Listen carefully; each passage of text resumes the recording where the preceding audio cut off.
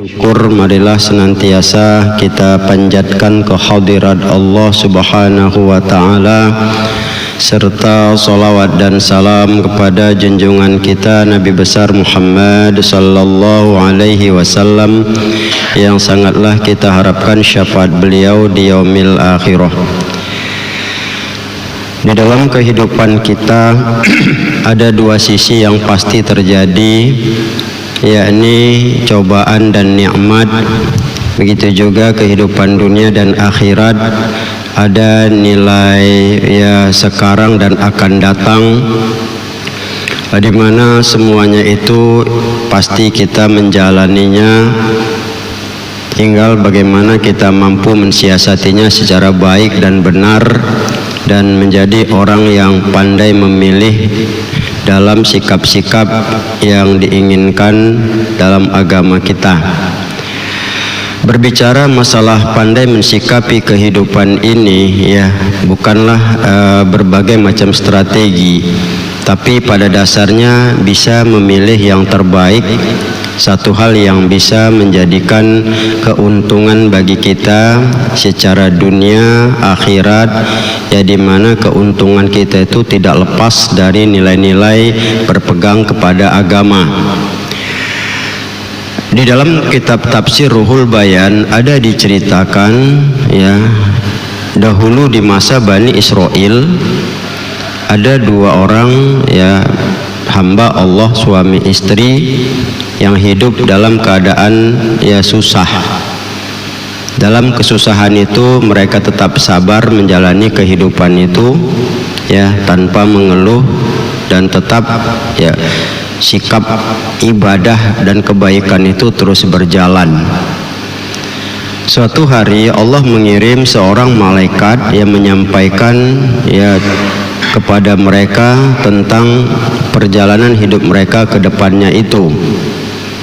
Allah memesankan pada malaikat, ya sampaikan kepada dua hambaku itu, suami istri itu, aku akan memberikan kepada mereka ya separuh dari kehidupan mereka cobaan berupa kesengsaraan, terutama dari segi ekonomi ya dan jiwa. Kemudian yang kedua, ya separuh lagi aku akan berikan mereka nikmat. Tanyakan kepada mereka mana yang mereka pilih lebih dahulu. Itulah yang dipesan Allah kepada malaikat.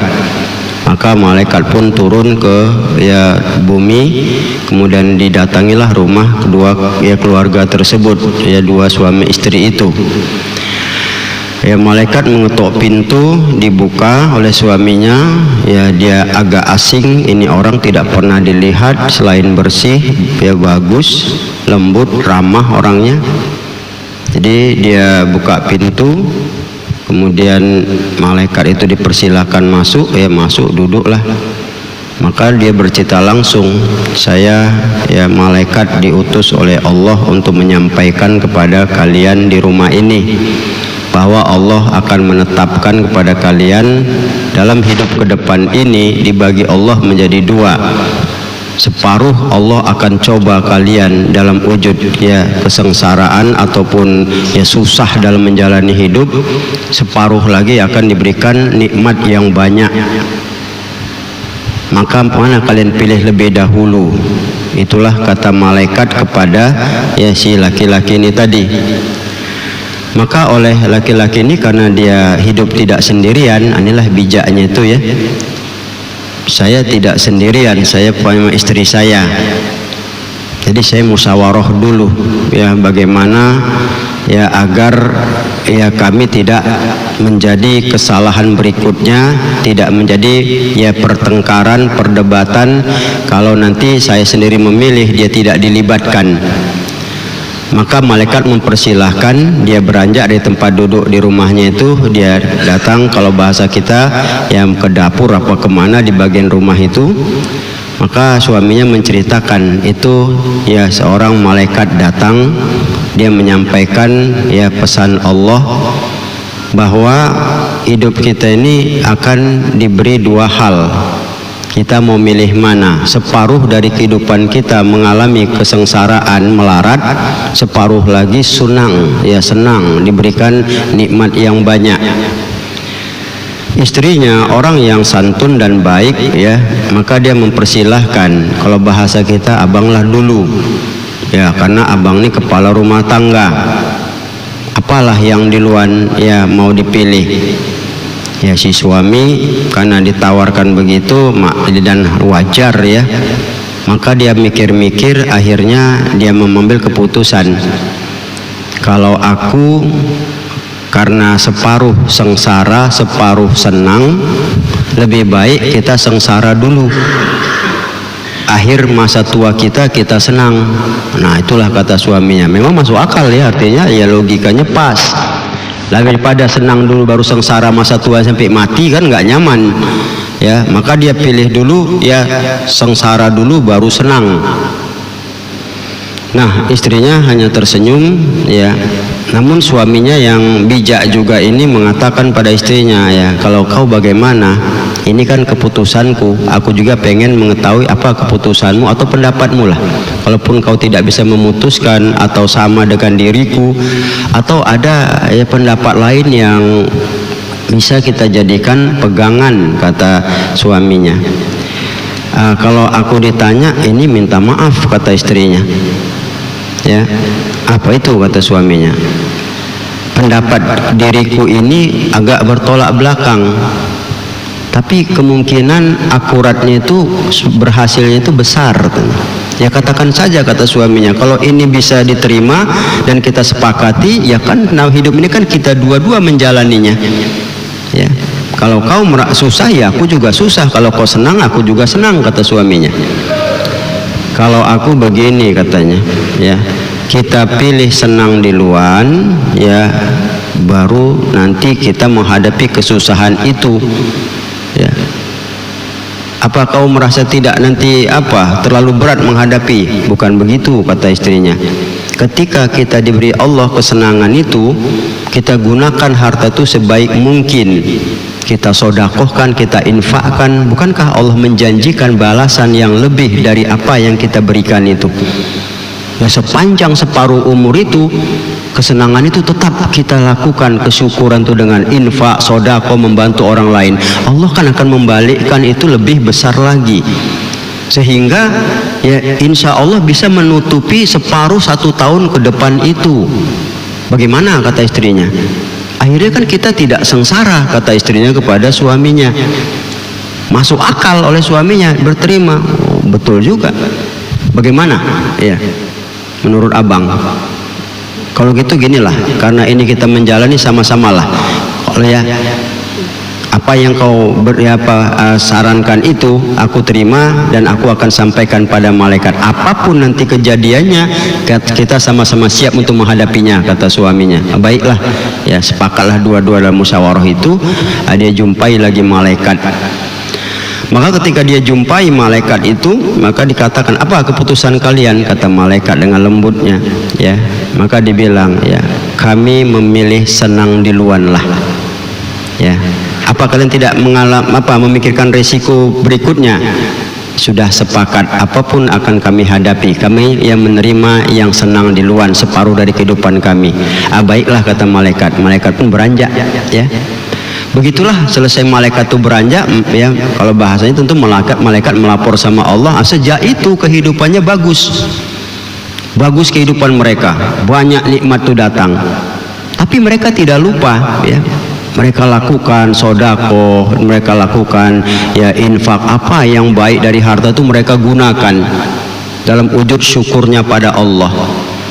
Ternyata apa yang terjadi, ya, Allah kembali datang, ya, hampir separuh kehidupan senang mereka akan menghadapi susah itu, ya. Malaikat disuruh Allah datang kembali, katakan kepada suami istri itu, apa yang mereka perbuat aku ridho dan aku senang. Maka apa yang sudah mereka keluarkan, aku akan balas berlipat ganda, hingga ke depan kehidupan mereka tidak mengalami lagi kesusahan. Itulah disampaikan.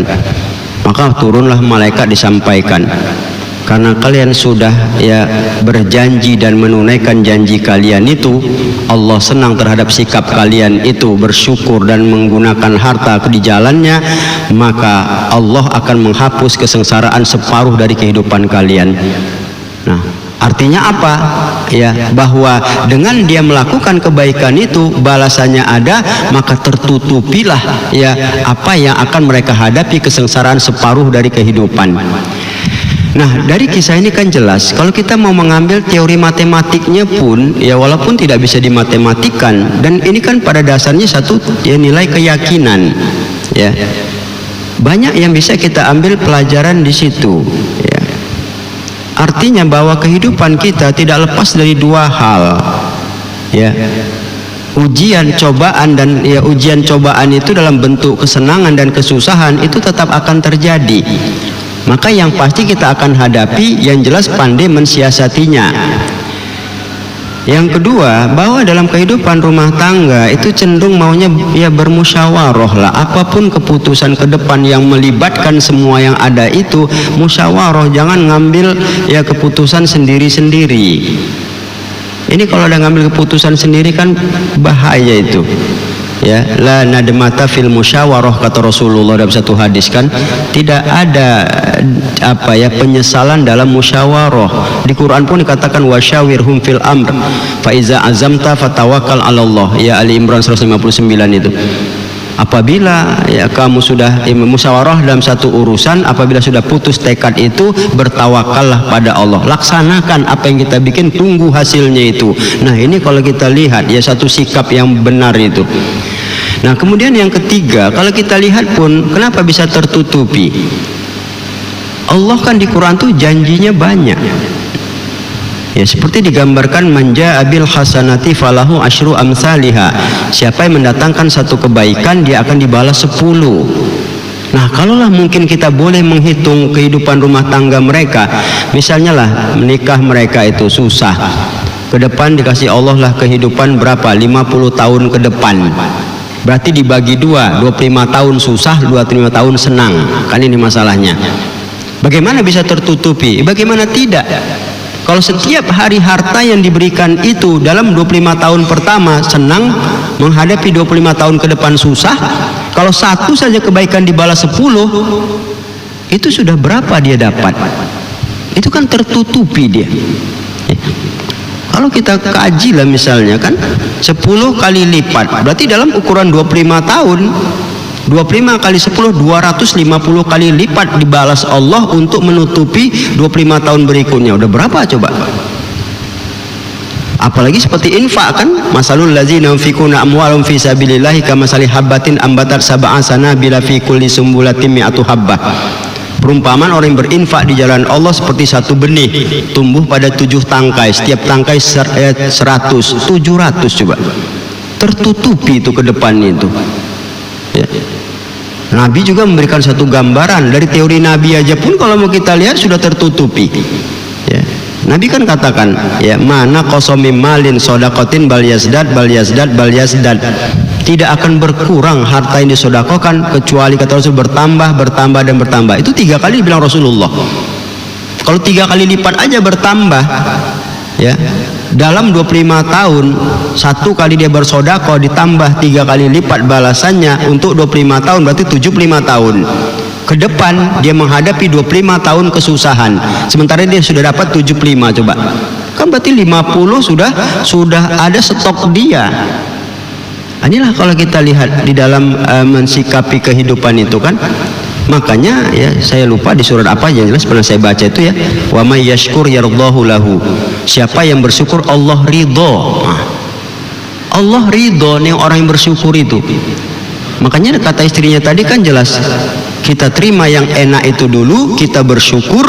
Nah, sudahlah Allah ridho, Allah senang, la in syakartum la azidannakum, jika bersyukur ditambahi.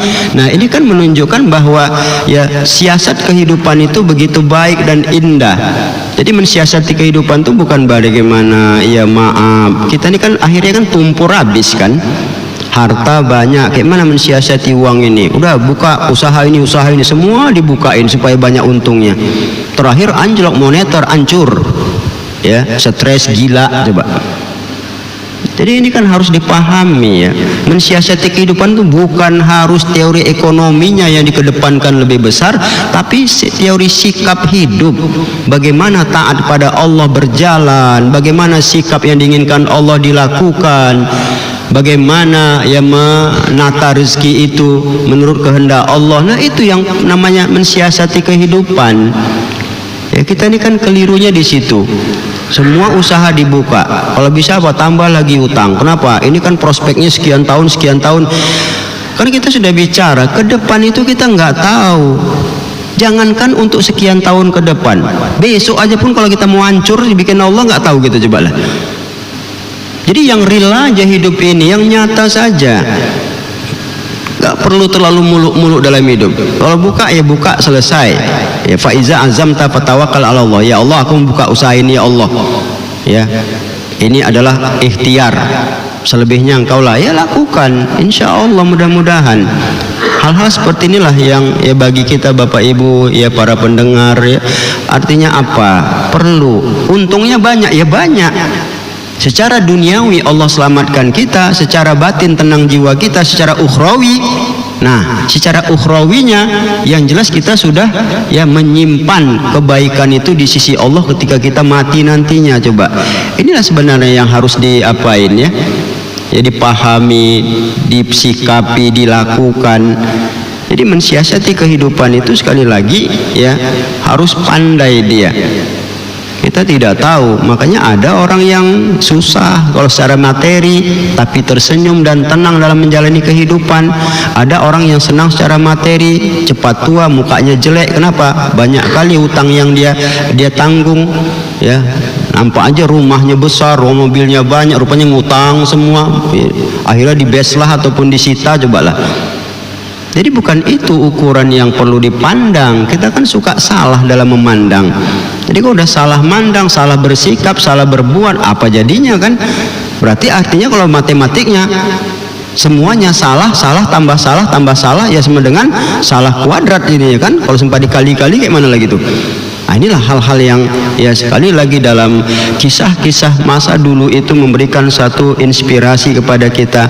Sebenarnya yang baik itu bagaimana, yang benar itu bagaimana, yang menguntungkan hidup kita di dua alam nanti, dunia dan akhirat bagaimana, ya.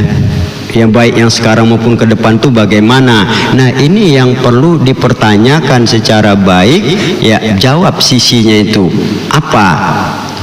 Bagaimana maunya Allah sebetulnya ya. Kita ini kan kadang ya maaf sebilang tadi, bisnis saja pun kadang nipunya banyak. Nabi mengatakan ya melarang, nahan Nabi an bai'il gharar. Jangan berbisnis itu ada unsur tipu menipunya. Kita mau cari untung banyak, menipu udah salah, kayak mana mau berkah ya. Akhirnya apa kalau udah nggak berkah, hancur dia kan. Inilah ya Bapak Ibu hadirin hadirat yang saya muliakan.